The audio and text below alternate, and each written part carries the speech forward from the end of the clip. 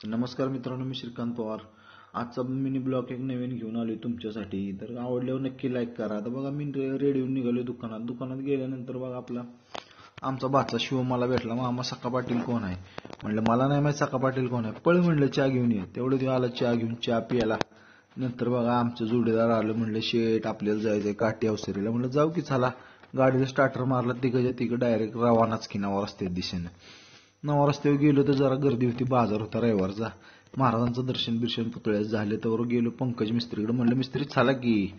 मिस्त्री म्हणतो जरा 5 मिनिटात दम काढा, न टावळू द्या. ह्याचा 5 मिनिटाला झाला 1 तास. पडला अंधार, काळा किटच की. गेलो तसल्याच पाटण मार्गी काठी गावसरीला निघालो.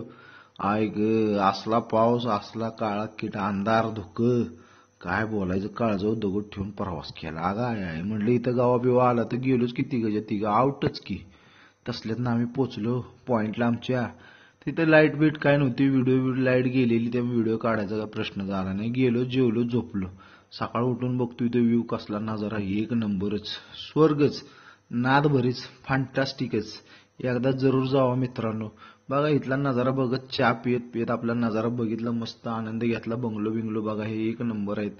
नंतर आलो माघारी रूम मध्ये. तर बघा ही यांच्या सभा हेपल्याच्या चालल्यात आहे. काय करायचं, रातभर बोलते ते तरी अजून सभा हेपलते ते.